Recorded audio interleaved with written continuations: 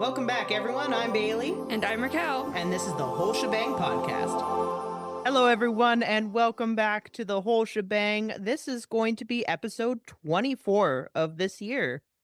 And we are doing a little bit of a change up. We are actually doing a type of fandom episode. Yeah. Just because a TV series has just ended. And we really want to talk about it with you. Mostly because we're going to talk about it for hours tonight anyway. So, two birds, one stone. And the show we're talking about is Hazbin Hotel season. Ew. Also meet our co-host, Ren. Yes, who loves getting the pets. He looks really They start drooling. We'll see. I feel like Dr. Acting for me, so I can't imagine if anybody is watching this on YouTube, they're seeing the cat and he is just pretty much almost staring at the camera at this point. Okay, so yeah, we're going to talk about season 2 of Hazbin Hotel. This is your spoiler warning. Yes, spoilers ahead. So before we begin, we would like to give a shout out to our first follower on YouTube that is not someone who knows us in real life. So shout out to Nate. Nate, I hope you're watching and you did want to hear more fandom. So here is more fandom. And hope you enjoy. Thanks for watching. And supporting. Okay, so let's dive in because I'm dying to talk about this and we haven't talked about the last 2 episodes. Disclaimer, Bailey and I have talked about episodes 1 to 6 together already, so if we do talk about them, we'll try our very bestest not to reference previous conversations without giving context, but it's inevitably probably going to happen. Yeah. So let's dive in. What were your general thoughts about the entire season, I guess, and then we can talk about the last 2 episodes. You know what? Let's give a general overhaul of what we thought. Okay. Because I have a feeling that it'll lead into my thoughts on the last 2 episodes. I'll let you go first. Yeah, mine are more general. So I did like season 2. For me, it did feel rushed, but within an 8-episode season like that is going to happen. Do think that I'm not sure where all the characters are going to come into play yet. The feeling I get is all the characters that are being introduced continuously, like we had Rooster who showed up in the end episodes, which we didn't see the entire time. And it's like, oh, you're there. And then Baxter. I kind of want to go back because I need to rewatch it, but I want to rewatch it from season 1. But when I get into season 2, I'm going to be looking for Rooster. Specifically, I'm going to spend the whole season just looking for this character. He was there the whole time. Yeah, I'm going to find him. Literally, I saw him the whole time. And it's cool, but I would really like to expand more on all the characters. And I think for me, the season felt a little shallow just because there was so many characters. A lot going on. And it was hard for me to connect with them. We've had this conversation the last time we talked about it. And I 100% agree. I think Hazbin has too many main characters. Yeah. And if they had runtime and a lot more episodes, it would be totally fine. And I get why the characters are there because, they all have their role to play. They're all really important. But if you look at Helluva Boss, which I will admit I do like Helluva Boss a little bit better, I think it's because there are less characters it's focused on. Like, it's mainly Blitz and Stolas. And then Moxie, Millie kind of are there sometimes, and Luna. Yeah, and you still, like, in Helluva Boss, you get a little bit of backstory on each. So it kind of draws you in, but it's a very slow ooze of the backstory. But they also got more episodes for season 2, so that could be why I'm like, oh, this feels more natural, whereas this one feels very condensed. And that kind of led me, so the end conflict with Vox, and I didn't really care as much. I was like, okay, yeah, Vox is doing his thing. But it wasn't, I don't know, like I wasn't on the edge of my seat like I was in season 1 when it came to like them fighting the angels. Mm-hmm. Like, oh, what's going to happen? Like, is there going to be... Well, we had made theories, like, whenever we talked, what was it, last week? And pretty much everything you and I had theorized happened, which is why, like, I watched it before you did, and, you know, I didn't give you any spoilers, but I said it's gonna end on a cliffhanger, but it's not as bad. Because it's exactly what you and I had theorized was gonna be the cliffhanger for this season, because I think last week you said, oh yeah, Lilith is gonna call back. That's exactly what happened. Or I think it was that I said that they were going to open a portal to heaven and then Lilith was going to step out and that was going to be the end. Yeah. So to me, it felt anticlimactic only because like I get that they're building into like the main conflicts in the next seasons. Yeah. But to me, this kind of felt more like a runoff. Mhm. We kind of see a little bit about Angel, which I like. Yeah. We got into, Angel not going back to the hotel because he feels bad about what happened. We're inevitably talking about the last two episodes first anyways, but But you know what? It all ties into my general feelings on the entire season. I was surprised that the deal with Rosie and Alistair was resolved this soon. Me too. I thought they were going to drag it out a bit longer, and it almost seemed too easy to break. It seemed almost too easy to break, but I was really happy for him. Like, obviously, I'm an Alistair fan, but I was very, very happy to watch. I love a schemer villain. I love when all the schemes come together and suddenly it's like, look, I did this and now I did that and that happened and everything's turning out great. This is exactly what I wanted. So I'm really happy that it happened now, and that just gives so much more potential for later. And Viv has said some things that are hinting at season 3 with Alistair too, so we'll talk about that.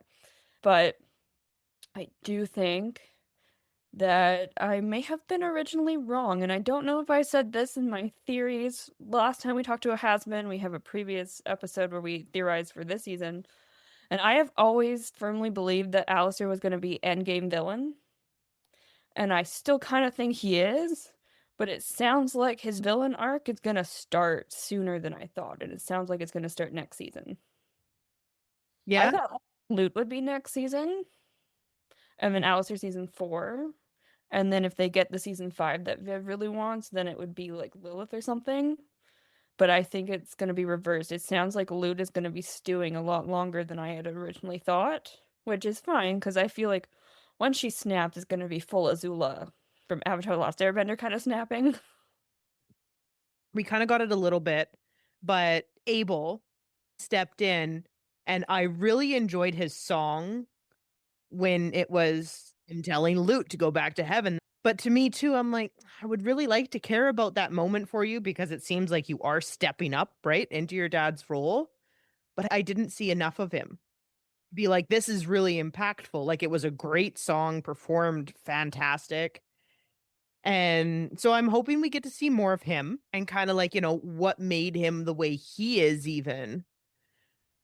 I think they referenced Kane too, so Kane will probably come up at some point. Viv has said, and I'm just going to jump straight to it, that season 3 will focus a lot on the Morning Stars. Yeah. Lilith calling Charlie back. Yeah, so I think that some of it's also going to be on like the Abel Adam family too. Mm. Season 1 was almost more captivating to me. Yeah. Charlie in season 2 was not my Oh, favorite. he is so irritating. And a lot of people have said that. I think it's because at the end of season 1, she has that whole ready for this song where she's pumping herself up to be a leader. She's going into battle with everybody. And so I thought this season she would have at least changed that little bit to try and be the leader for everybody. That she Almost digressed instead of progressed there. Yeah. So it was kind of like one step forward and then like 10 steps back. She was very irritating, but I think given like the context of the storyline, I know a lot of people are really angry with Charlie. It makes sense where her mental state is at. Yeah. So like I wasn't as irritated with that as I think I would have been. I don't know. I just like it was there and it was irritating to watch, but also you kind of understand. I'm almost more irritated with Angel. With getting the Angel backstory and him almost choking Cherry, I think it really triggered him. Yeah, we're gonna get way more Angel next season, I'm sure. Oh, yeah. Yeah. I was irritated because he seemed to be progressing and then all of a sudden it's like snap. And like understandably, like everything that happens is like I can justify why it happens, but I wanted more of him because he's just kind of like not even in half the episodes or he's a background character and they're trying to make him so much more important and I just like the whole reveal that he was a spy, I didn't care. Like I felt bad for him given the whole situation, like it was cringy to watch, but also at the same time I was like I kind of figured. Yeah. And I know Viv said in her interview that I watched several interviews, that she wanted to spend more time making Baxter a red herring so that everyone would think that Baxter was spying, which seemed very likely because he was working for Vox Tech. And don't I don't think that came across as much as I think they would have liked. No, not at all. I just thought Baxter was some quirky little. Baxter is felt like he was just in the season for the like 20 minutes he appeared in the finale. Yeah. I mean, especially, it felt a little forced, not gonna lie, when he was like, no, of course I'll help you because you folded my blankets at 45 degrees. I mean, it was kind of funny, but also like, It was funny, but I'm like, okay. yeah.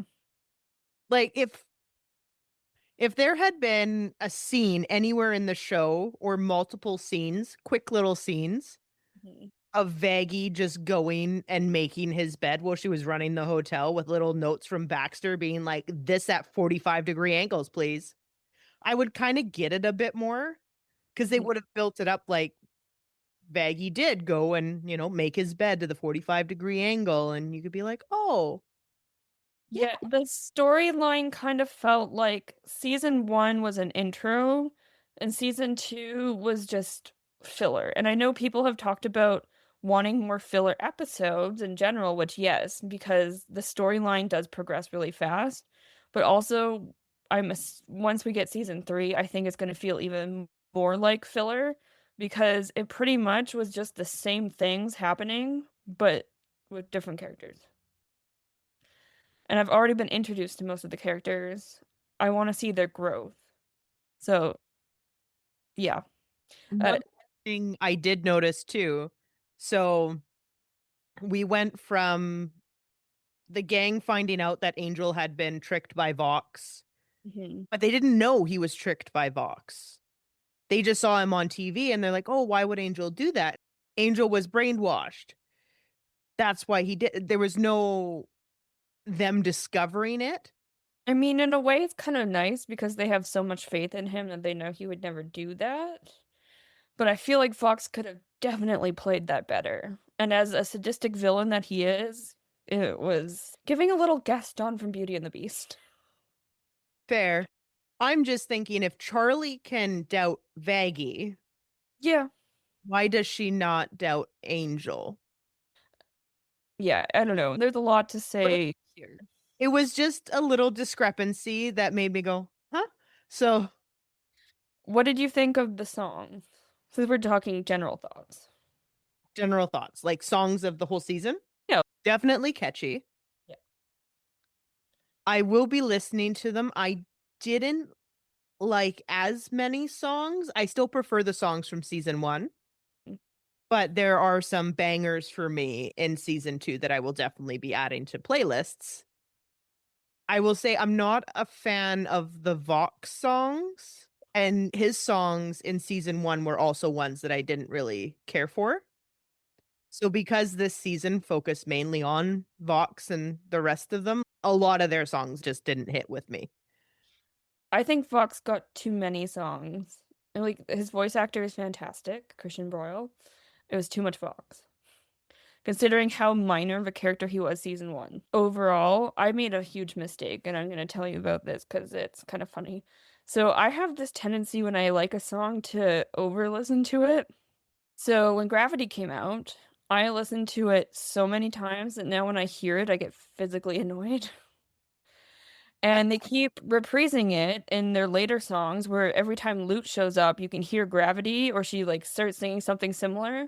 So it completely ruined some of the songs in the finale for me because it was like Gravity reprise. And I was like, I don't want to hear this anymore. I was like, I want something new. Can we not? Oopsies. That was all me though. That was my fault. It was my most listened to song in October. And it came out like near the end of the month. Before we rank our songs, because I kind of want to do that later in our episode, Yep. let's talk about our thoughts on the animation. Animation was smooth. Yeah, I think so too. Animation this season. The final episode, oh, The fight scenes, beautiful. beautifully animated. I also really liked the Vox Die one where he has like the angel wings of TVs. I think they did really well with animation, and according to Viv, they actually didn't get a budget increase, but people keep asking them if they got a budget increase, and she's like, no, this is a great compliment, though, thank you. In one of her interviews, she talks about color. A color has a lot of meaning for her, and she kind of said that each season gets a color. So season 1 was red, and season 2 is blue. Season 3 is going to be, I think she said purple and green. And then season 4 was going to be gold. And I can't remember what she said for season 5 if she gets a season 5. If she gets a season 5, I'm thinking she will. I think so too. I think Hazbin is popular enough that it brings in the views that Amazon will go for a season 5. Amazon's not Disney. They know when they've struck something good. Oh, yeah. Speaking of Disney, and because the creepy apple is kind of staring at me when I look at my camera, you know how in original Disney movies, the villains are usually represented with neon green? Yeah. So if you look at Scar, he's got green behind him all the time. If you look at Ursula when she goes huge and giant, there's a lot of neon green. Maleficent is neon green. The Evil Queen is neon green. Well, have you noticed that Alistair in the final song is very neon green? He's very neon green, and his magic when they were saving Hell, he goes to help. His is the only one that looked like the dark putrid color of rot, because I think it was black and green. And I was like, oh wow, all the other demons have sparkles almost. See, And I it didn't was just a ray of black and green sludge. actually like make that connection until I saw that part of the song where the fire is behind him, and I was like, Scar, hello. I'm on to you now. Like I've already been on to Alistair for a while, but there's no way he's not sadistically evil and gonna hurt somebody. Oh, he is going to be a villain. Oh, 100%. The best kind of villain though. Oh, yeah. When? We don't know. Well, she said green and purple for season 3, which is why I was like, Alistair. Whoop. Yeah, but that feels, I don't know. Like I still think Alistair may be end villain, but it kind of makes more sense if she does him season 3, if right now they're only greenlit for 4 seasons. We'll talk about future speculations in a minute. Favorite episode or season or scene or line or song no, skip song. Favorite episode of season 2, favorite scene or line. What's your favorite? Okay, so my favorite, I love the easy episode, the Charlie and Vaggie, but it is a very close second to the shark when he like focuses in on Vox and it just says daddy. That made me think so much of your dog Ruth. I was like that was perfect. That was amazing. And so that has to be my favorite scene next to like the Charlie and Vaggie one. Unsurprisingly, I really liked once Alistair's plans are all like unfolding one after the other, I like that sequence a lot. I like how they like show him smirking in the background, being a little menace that he is. But I think like the section in the song where he and Rosie are making a new deal to fix his staff, like the colors in that was beautiful. And I like the point in the song when it like does the pan around the mall. I think that's fun. I mean, I like the backstories too. They're kind of nice, like brighter when we're seeing Vox's backstory. I think that's a fun way to show it. Like it's pretty gruesome. Yeah. Like the whole TV dropping on his head. Lucifer in the magic box. When he's sitting there going, "What is a box? Box, box." That's a funny word. He reminds me so much of Blitz from Helluva Boss in that moment. I truly did love Lucifer this season. We didn't get to see him much, but every time we get to see him, he's just doing the most dorky thing possible. Lucifer rose so high in my favorite character rankings this season just because he is so stupid. In like the funniest kind of way. Like he is the naive little kitten in this field of wolves. And so I guess one of my favorite lines is when he's like tiptoeing away after he tries to challenge Vox, and he's like, "You don't see me. I am invisible." This is all a dream. All a dream. I also like when he's like, "I'm the greatest dad," and he's walking in and he's like, "You know what? I embrace the serial killer look. It's new. It's new, but I'm a great dad, so I'll do this for you, Charlie. And then he I'm did. gonna stand on this red X."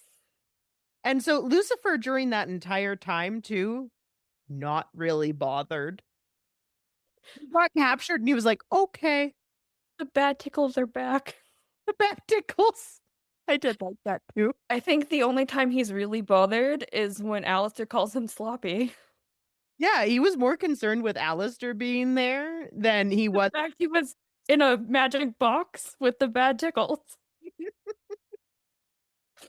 Yeah, I think Lucifer really was the comic relief that I needed in this season. I mean, Alistair did a little bit too when he's like tempting Fox and he's hanging out with the other bees, but I think Lucifer won for the funniest character. I also liked how Alistair got Vox on wordplay. I mean, of course he did. We saw that coming. I will say, Alistair reminds me a lot of Rumpelstiltskin from Once Upon a Time. When he battles Fox for the first time and he makes the initial deal, people are like, "Oh, he's weak and he can't keep up." Like, he obviously wanted to lose. It was fully on purpose. Mhm. Like, that was his whole plan. And then they say, "Oh, he cares about Nifty. That's why he stopped it." Like, no, he doesn't care about Nifty at all. They stop it on his face when he sees Nifty has the gun. And they're like, "Look, he's worried." I think that was his cue that it would be the most believable time for Vox to think he wants to actually surrender. If he did it any other time, Vox and his guard might have been up a little bit more. I think he was fully using them, knowing that they needed to be there. And he's like, "Okay, I'm in a position now where it looks bad enough that it's believable." And it's kind of funny because he's playing this long game. Even with Vox, we see it, where he's like, "I'm just gonna hang out here and make you start doubting yourself." The whole time. And Valentino notices. Velvet notices. Like, it's super obvious what's happening. But apparently the fandom didn't catch on. It's his shoulder. But then we see this vulnerable scene with Alistair and Fox. And Viv said, too, in her interview that Christian Broyle, who plays Fox, also, like, he just took that scene and made it extra, like, vulnerable for Vox with his voice. And they're like, "This is exactly what we want," because that's one of the only times we actually see Vox being genuine. Oh, Which makes it almost worse. But, like, Alistair probably knew Vox's backstory, and he knows, like, if this guy actually admires me, like, he was very envious of all these other people in his life, he's probably going to try to kill me. So it was really interesting. But yeah, Alistair reminds me of Rumpelstiltskin from Once Upon a Time, which if no one has seen that yet, go watch it. It's very old, so this shouldn't be spoilers. But in that show, Rumpel makes a ton of deals and things. He is clearly the most powerful, but he doesn't need to brag about it. He likes people to think they're in control when they're not, and then manipulate them, and then he stabs them in the back. Whereas, like, Vox, when it comes to power, wants to be the center of attention, and he wants everyone to focus on him. Alistair is more than happy being in the shadows. Mhm. And, like, he likes obviously getting credit for his misdeeds and being worshipped and whatnot. But we get this sense in this first season when Mimsy is talking about Alistair and sharing a little bit about his backstory in hell. He's going around in the shadows killing overlords. He's not like, let me broadcast myself killing this overlord. He plays their screams over the radio. And it takes a while before he comes out as, I'm the radio demon. Whereas Vox is much more, I want everybody to watch me do my deeds. Alistair is fine feeding off the fear, which Yeah. makes him 100 times more scary. So I'm really excited. I'm so ready for him to embrace his villainous ways. You need it.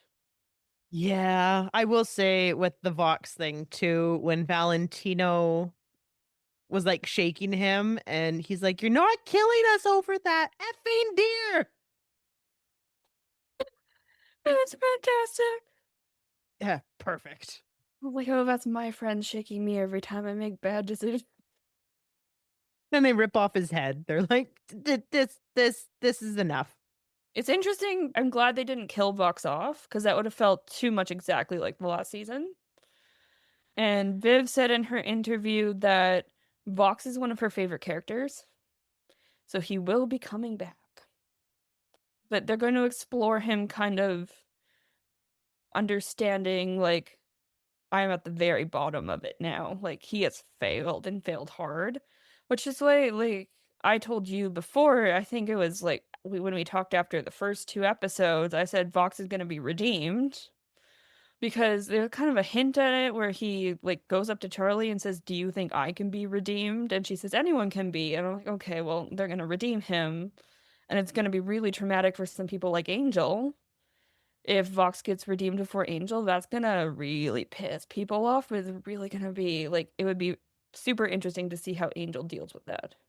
Especially because we got both of their backstories. Angel has killed his father Mhm. and Vox was a serial murderer. So so it'd be interesting to see. Yeah, I have some theories about Angel, but I'll share those later. Least favorite episode of season 2. Ooh. I have a least favorite. For me, I think it was like episode 1. I'd have to say I did like all of the episodes, maybe 2. It's They were fine. They're just not as memorable as, but that makes sense because they're just the start, right? So it's building still. Whose backstory did you find the most interesting to learn about? hmm. I mean, we already kind of knew bits and pieces of all of them. You know, I will say, as much as I'm not a fan of Vox, like of the V's and Vox's singing, I kind of digged his backstory. It was gruesome. But like to find out that he started as like a weatherman, I also love the fact that he had two different colored eyes Yes, that's fun. and then murdered his way up. It's pretty great. I thought that was interesting given that what we knew about Alistair already, because they're very the same but complete opposites at the same time. Like, they're both people in, like, this sort of media, right? Alistair radio, Vox television, and they're both serial killers. Vox kills his way up to power. So he does the killing to advance himself. Alistair seems to do the killing to make himself happy.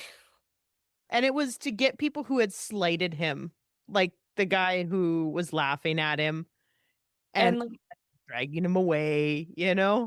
their situations are then very different. Like, Vox is a white man in America on Mhm. television. Alistair is a person of color in 1920s and 30s America. So like he's going through a lot of racism. There's a lot of, every possible obstacle for him to get to where he was. And he doesn't kill his way into his position. He earns it. He kills because he gets really tired of people being shitty to him. And it's fun for him. When I first saw Vox's, I was like, oh, this is pretty much he's just Alistair 2.0. But then as I started thinking about it, I was like, no, actually, I can understand why Alistair is so pissed with Vox. Because, like, Vox pretty much already had things handed to him, but he just made it worse for himself in the end. Whereas, like, even their deaths, like, Vox's was pretty much his fault. Oh, 100%. Yeah. Alistair had no control over his. Well, he can maybe not be burying bodies in the woods at night, but like, it seemed a lot more out of his hands. Mistaken for a deer. Ew. Whoops. Do you want to go first or should I? I can go first this time. Give me a second. I need to find my list. So we did this for season 1. I figured we should do this for season 2. I kind of feel like I need to justify where I put some of them. So my favorite song was Sarah's Confession. Okay. Followed by Gravity. And I had a really hard time placing these. But like I mentioned already, I overdid Gravity. And I think if I hadn't, it would have been number 1.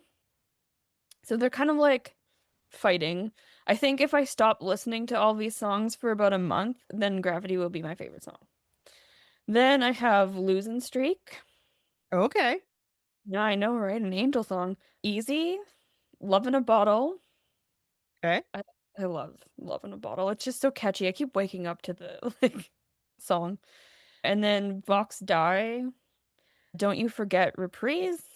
Clean It Up. And then everything after that was really challenging. The same pretty much. So then it goes, I kind of did this based on what's currently in my head and it'll probably change. And the more I listen to the newer songs, they'll probably go up in my list. It's just because I don't really remember Live to Live. Like, it's just there. So Bad With Us, Speedrun to Redemption, which I cannot for the life of me get out of my head.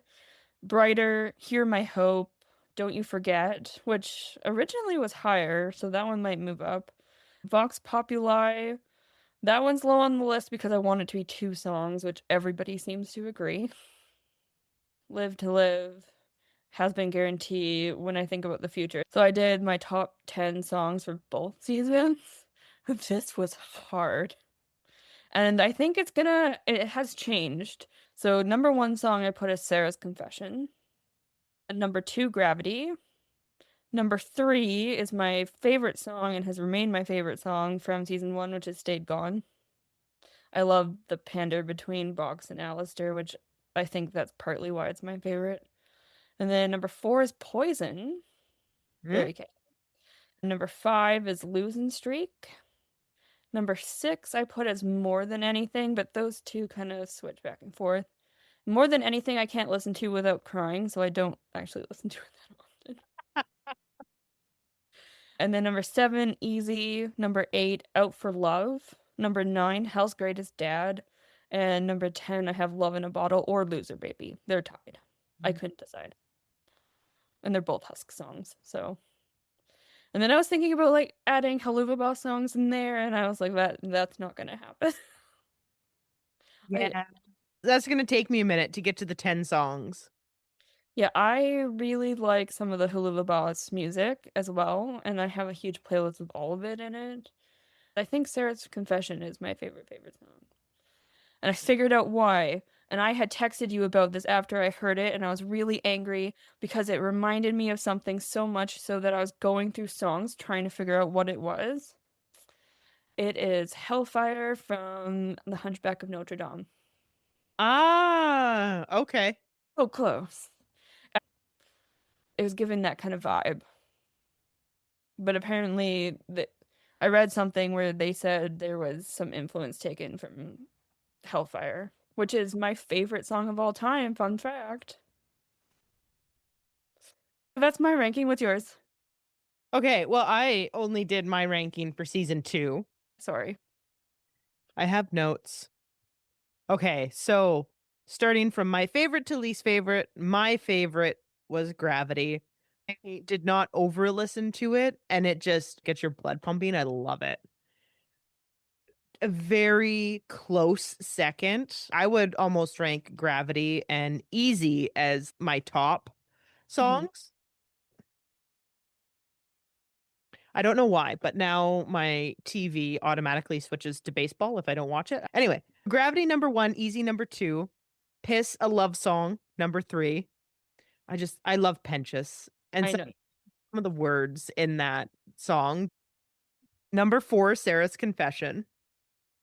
Number 5, Live to Live. Oh. Again, a Penchus song, and I love it. You notice that you put the Penchus ones higher and I put the Alistair ones higher? I wonder if there's a reason for that. And then 6 is Hear My Hope. I really did like the song.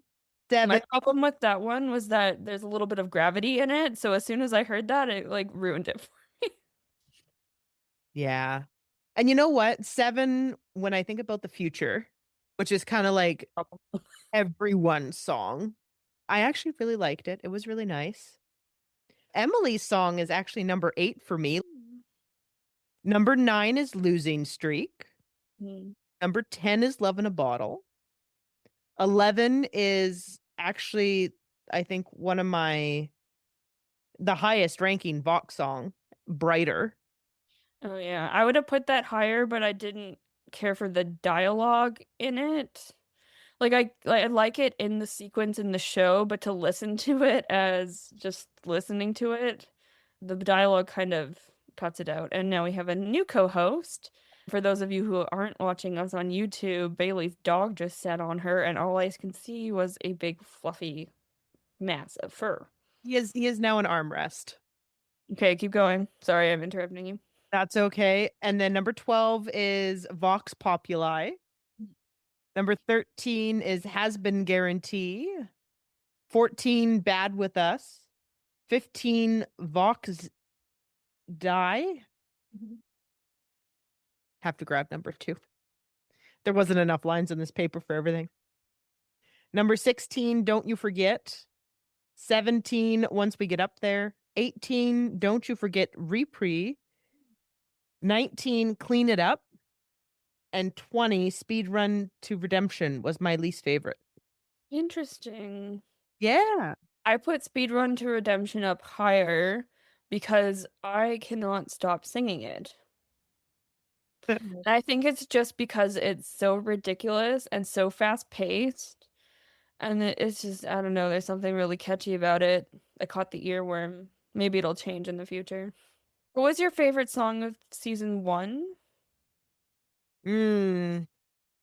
See, that's hard. I didn't actually like the Penchus song in season 1. I think my least favorite was It Starts With Sorry. That one also was always in my head. It was always in my head too, but I'm like, I don't like it that much. Yeah, that's fair. It was the, oh, now I wish I remembered what it was called. It's the one where they're in the courtroom. Yes, actually, that one was mine as well, between Emily and... Yeah, that's what I mean. It was your favorite song. I think I remembered you saying that. Yeah, I listened to that song too much. I think when I got my Spotify Wrapped, it was like, you're in the 99.7th percentile. And I'm like, oops. It's interesting also, though, how you like most of the songs and characters who are angels, and I am not that. Hey, opposites attract. Favorite character, go. Penchus. Yeah. Second favorite character? Baggy. Third? Lucifer. Yeah, okay. Not Lute. I really like Lute as a character, but I don't think she's one of my favorites. Interesting. I'm just thinking like whose songs you like the best and see if it lines up. See, it's with my brain and whatever goes on in it, it's usually a line or two in a specific song that'll really catch me, and it's just the way that the person sings it. Mm-hmm. And so in the Sarah and Emily song, Lute's line about Angel, Mm-hmm. what hooked me for that song. That's fair. For me, it was for the longest time the Don't You Forget Repri, where Alistair says, "You ain't won yet," and it's exactly just that line over and over Yeah. and over again. Like I said, for the easy song, it is the first chorus, not even the first verse. And then I don't care if I listen to the rest of the song. It is that little bit. Great. Okay, so next I have criticisms and stuff, but instead I think I'm just gonna read this gigantically long note called Notes for Bailey about Hazbin that are my thoughts. And some of them we might have said already. The reveal that Angel was the spy wasn't surprising. People were very surprised. It wasn't surprised. I had assumed that Vox was watching them the whole time through their televisions and phones anyway, which we see in season 1. So the whole like spy thing was just kind of like lost on me. I was like, of course he knows. He's watching them anyway. He's obsessed with Alistair. There's no way he's not watching. So for me, that wasn't like a huge reveal. That was just kind of a why there's so many other better ways to do this. So in season 1, before we know Veggies an angel, we assume she's a sinner, right? Everybody assumes she's a sinner. So she's in hell and blah, blah, blah. So then how come it was automatically assumed, especially by Charlie and everyone else, that she could just enter heaven through a portal with Charlie, but they can't get Penchas to go back to hell that way?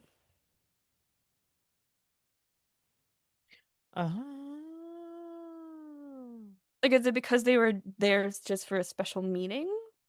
I guess that's the way I would rationalize it, but it seemed like a bit of a plot hole. Yeah, that seems like a little bit of one. But or unless it was because that she was like Charlie was invited and she was like, I'm bringing my guest. that's the best I can do. But like, if Emily could be like, I'm going down to hell. I'm bringing Penchas. yeah, okay, but this is where it gets even worse. So the woman who we'll talk about our theories about this for all intents and purposes right now is Lilith, can receive calls and texts from hell while she's in heaven. Yeah. So why couldn't they have just given Emily a phone and had Penchas talk to them that way? You could have taken a picture of him? A video?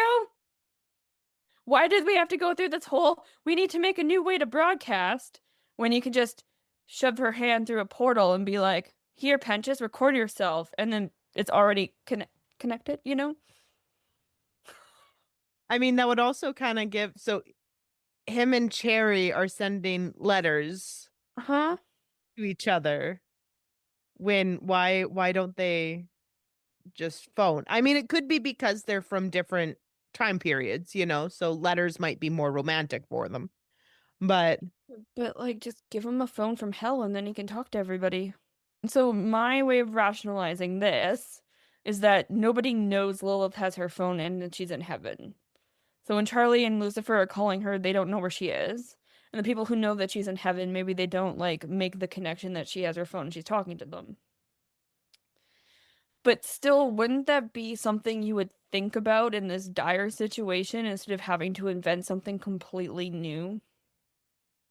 yeah, Like, just shove it through the portal. That whole, like, weird subplot of the finale of trying to find a way to broadcast Penchas. Why didn't we do this, like, 4 episodes ago? Yeah. There are so many already established ways. I just don't understand. And then there was a lot of people confused online about how Vox was able to broadcast to heaven. But we already knew that Vox Tech was getting heaven's channels. It wasn't a huge reveal either, because if you watch Helluva Boss, they get the cherubs on their TV. There's a whole episode about the cherubs. And we know them from the television, which is run by Vox Tech. How have people not caught on to these? Anyway, maybe I just watched it too many times. But yeah, the whole cell phone thing really confused me. My initial thoughts on the finale, it did very much feel like they were wrapping up the show. Like they tied up most of the loose ends from season one. If they had changed a couple things, they probably could have just completely ended the whole thing. Mhm. Which I think is because when they originally started writing it, it was only 2 seasons they had greenlit. Yeah. So I think that's part of what propels Alistair's story to like wrap up so quickly there is that we got rid of the deal with Charlie, we freed him, blah blah blah. So I mentioned Alistair being wrapped up already. Oh, the little wave at Lucifer when Lucifer gets captured. Hilarious. I want more of Alistair and Velvet. Yeah. Velvet was interesting. I think that was really funny, and I read somewhere that they wanted to do that, but they didn't have enough time. So I'm thinking shorts. Shorts would be great. I would watch 100 shorts of Velvet and Alistair. That Yeah, that would be hilarious. The reveal that she was a doll, I did not catch on to that. Ooh, I did not catch on to that either. I was like, "Ooh, I like that." And then I noticed in the Vox and Alistair battle in the finale, his staff is still clearly broken, and he is still beating Vox, which is very much an indication that he could have beaten Vox before. Oh, yeah, 100%. And also, like, I rewatched the episode and realized he's actually more injured at the end of that than I thought, because the shark does take a good hunk out of his arm. And once he makes the deal with Rosie, he is like fully recovered, which is a little scary. So she wants 5 seasons in total. Season 5 not confirmed, but it seems likely. Vox was gonna get a new arc in the next season, exploring him being humbled because, like I said, she says he's one of her favorite characters. Season 3 is gonna focus on Angel and Husk a little bit, where Husk is learning about his own situation being Alistair's servant and how different it is to Angel's being Val's, because Val is way more controlling than Alistair is Hmm. in completely different ways.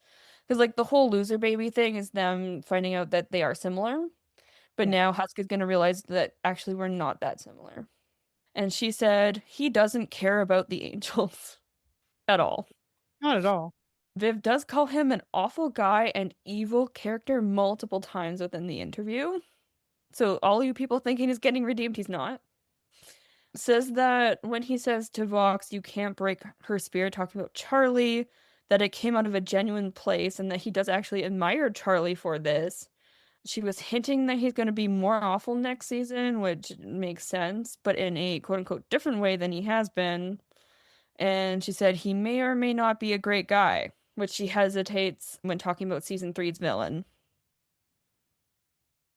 Which is why I think he's going to be season 3 villain.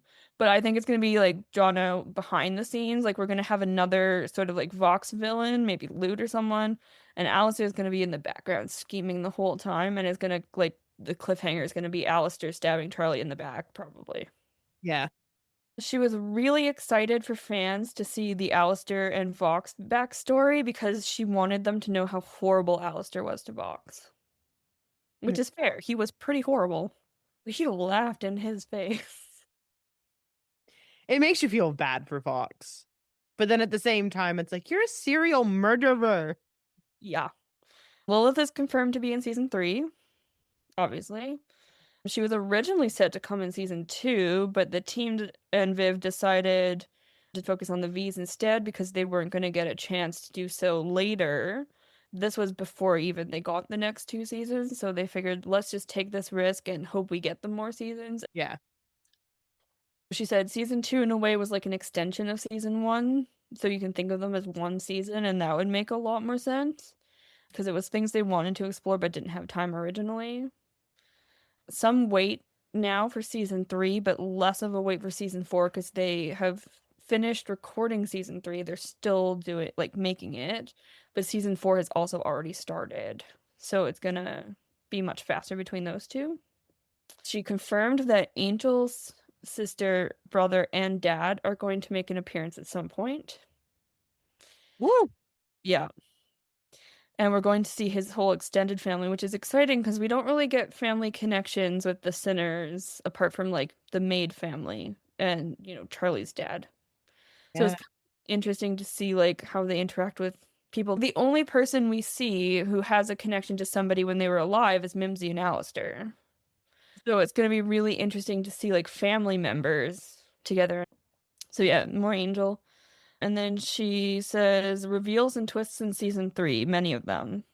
And many of these were her original pitch to Amazon, and they are what got the show greenlit in the first place. Ooh, okay. Now I'm excited for that. Yeah, so she says it's her favorite season 3. It's where most of the story picks up. It's where we start this Lilith, like, explanation's gonna start coming in there. So I'm really excited. And those are my notes about her talking about it. Okay. See, I like the idea of season 1 and season 2. If we combine them, it's actually a banging Full season. full season.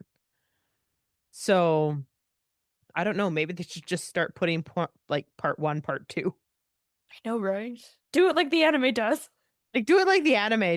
Yeah, I'm really interested, actually, like, okay, Angel's not a character I care very deeply about. He's an interesting character, and I feel bad for him every time I see him on screen, but he's not a character I am 100% invested in, but I am actually really excited to see more of his backstory. Yes, I am too. I'm also curious if they're going to explore more with Veggie, Yes. because we kind of saw she had a flashback when they were talking to Carmilla about what heaven was actually like, especially like for the angels and stuff like that. So I want to see how that comes into play too. And I think it's going to. Yeah, probably. I'm hoping, cross my fingers, that when it does, Charlie can be there for her girlfriend in a way that she hasn't in both season 1 and 2. I think it's gonna come out when Lute starts actually losing her marbles even more. I'm interested in Abel. I think he's gonna progress. Nifty is where I am investing the eggs in my basket into. So I've seen a lot of things online about how in the finale, when they're stopping the bomb from killing everybody, that all the people who are doing so are either Charlie and the angel, Emily, but everybody else is an overlord. And none of the non-overlords are helping. It's just the overlords. Angel was helping. He's standing there holding on to Husk. He's not actually contributing to it. Yeah, it's just the overlords and Nifty. So it pretty much, a lot of people online are like, oh, this confirms Nifty was an overlord. Yeah, because Husk was once an overlord, but he's not an And overlord. it makes sense given Alistair's character that he targeted overlords, so the people serving him are probably ex-overlords. Yeah. Yeah, that is curious. Mm-hmm. I would like to see. So in Nifty's song, Clean It Up, she starts speaking and singing in Japanese. So I'm curious to see if we delve into her backstory, if she's going to be of, Japanese descent. I have been curious about Nifty for a long time because she's just kind of a little menace, but there's got to be more to it. This was really irritating me, and you and I have talked about this, and I've already mentioned it, but the whole Alistair cares about Nifty thing. Yeah. Stop, guys, stop. He was willing to let her die, just acknowledge it. And I told you last week that I think we can think about Alistair and Nifty as a clownfish and a sea anemone, where Nifty is the clownfish and Alistair's the sea anemone, and they need each other, but they actually don't. And he provides her a home and a safe place, and she cleans and takes care of him, but they're perfectly capable with one another, and he doesn't care if she dies. But everyone's like, look, he kept the little crown she made. What's to say she didn't put it there herself? She's cleaning his room. Yeah. I don't know. They clearly like each other, but it also likes Mimsy. And I've seen some interesting takes on that too.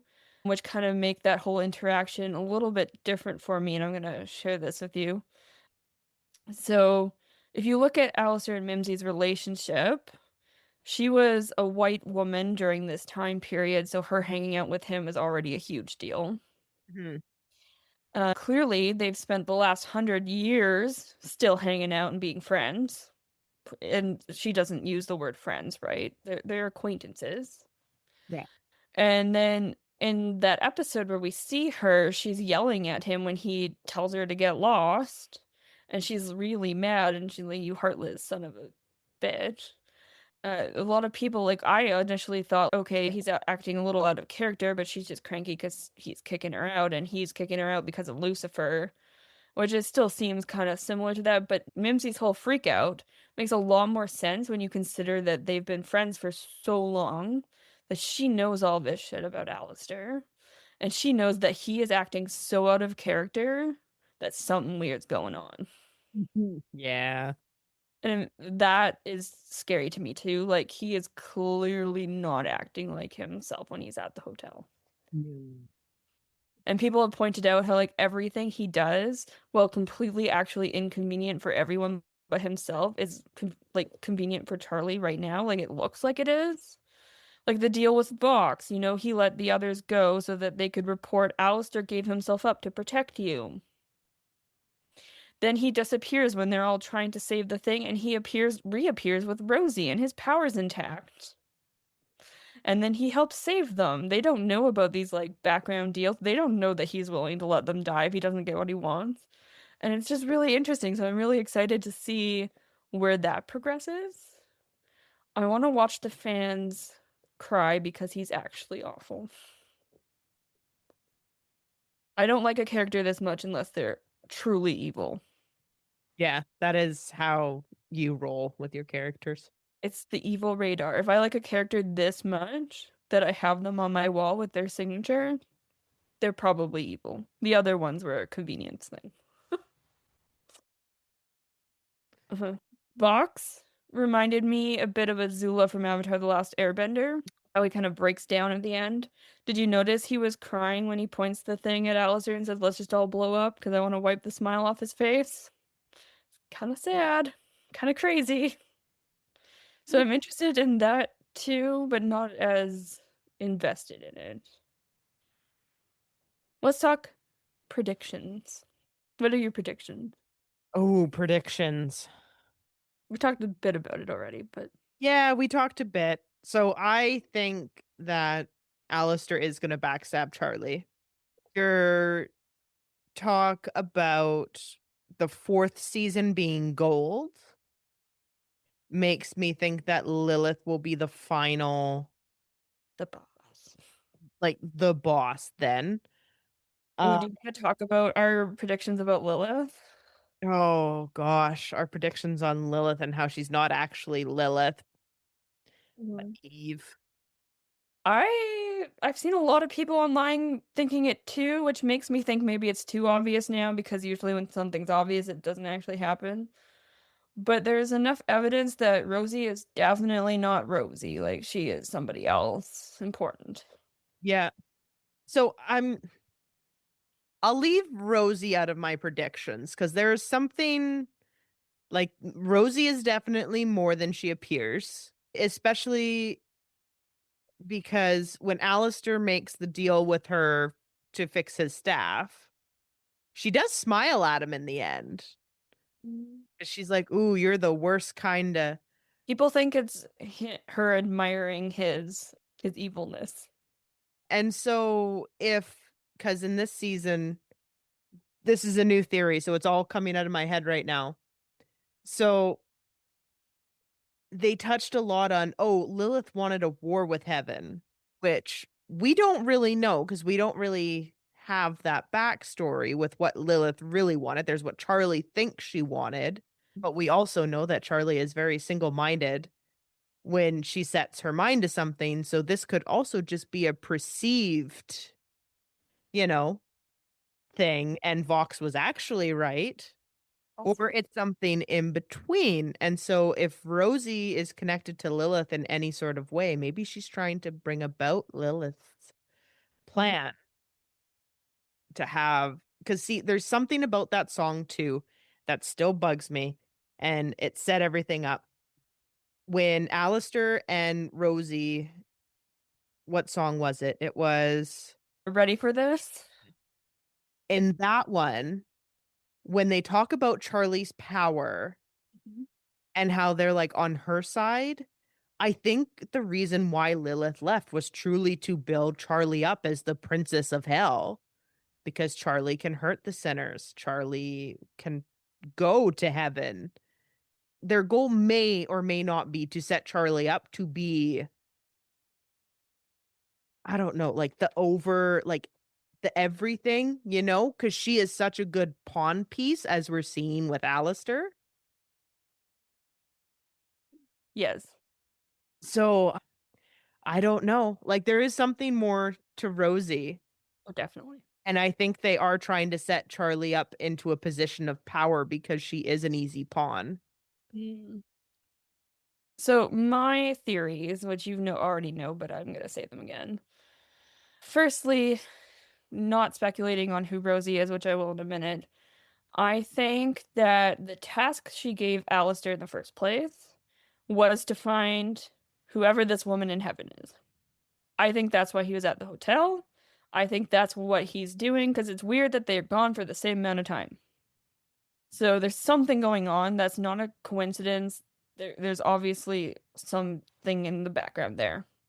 And it would make sense as to why he's still sticking around the hotel, apart from tormenting Lucifer for fun.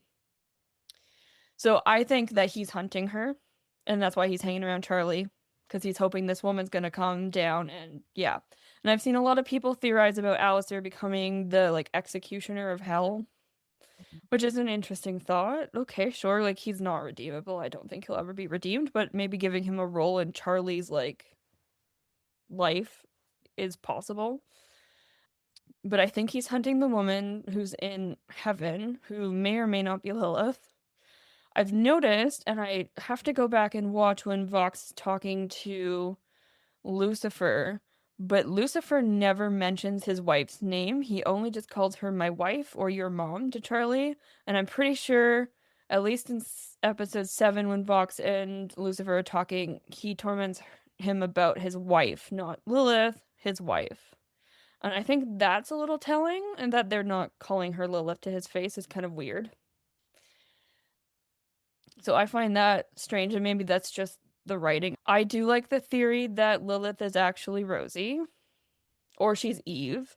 And I know some people have theorized about the root of all evil, or Rue, but that person isn't quite a canonical character yet, so I don't want to make that kind of assumption that it could be this character. I like it being Lilith because there's, like, a lot of interesting points, and one of them that I noticed no one else has talked about yet, which is the summoning circle. And I told Bailey about this already. So in Helluva Boss, now we're jumping, but they are canonically together now. When Stolas comes to save the IMP members from the dorks, who are fantastic little agents, they summon him to the physical world, these, like, dead agent bodies, using a summoning circle, which is his sigil that you also see on the book, and it's all over his house. So they summon him with his mark. When Alistair makes contact with Rosie, the sigil he uses is a pentagram, which in Hell's Greatest Dad, we learn is Lucifer's sigil. So it's very weird that he's not summoning Lucifer by accident, unless someone who's related to Lucifer picks up the call. And when Rosie meets Alistair the first time, she says, "I like your voice." That explains why she's listening to the radios from this place. It kind of, like, connects them through, empowering with the sound of her voice. It could be why she's interested in Alistair's soul and his voice.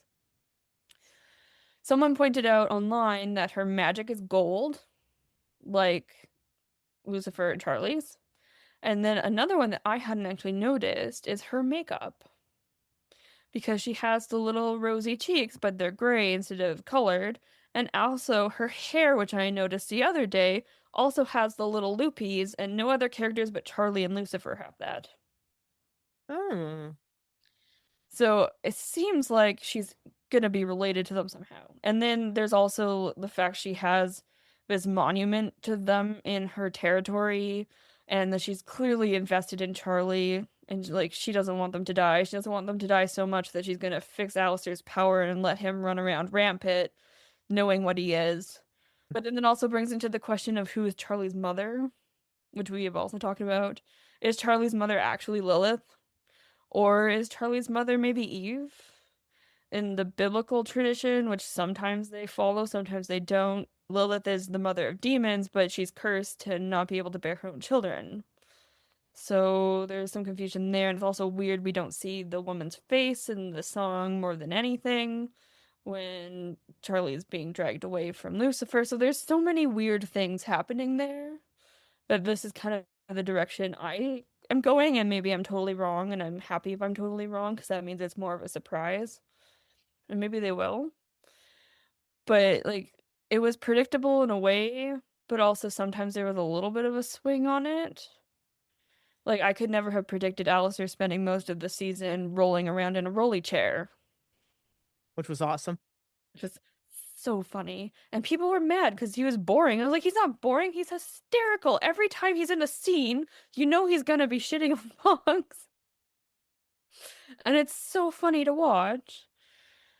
And I would watch a whole short about Alistair in his rolly chair. What does he do with all of his time? Just roll around back and forth? Like, there's so many memes and things on social media about it. Like, it's great. But yeah, I don't know. I don't know. That's my theory, though, is that Lilith is Rosie. Yeah. We'll see. So I'm starting to doubt it now, though, because so many other people are pointing towards it that I'm like, maybe I'm wrong. Because usually when the whole fandom thinks something, it's not right. I feel like we could also be being led towards certain things. So who knows? I also have a theory about Angel, which probably surprises you because I don't care about Angel that much. So we know that Angel killed his father. And initially, a while ago, when you and I talked about this, I had theorized that maybe Angel killed his father out of self-defense. I think because his sister's in heaven, that his father killed his sister, and Angel went and sought out revenge. Which makes it much worse. Because if it's just self-defense, it kind of feels like that's almost too reasonable.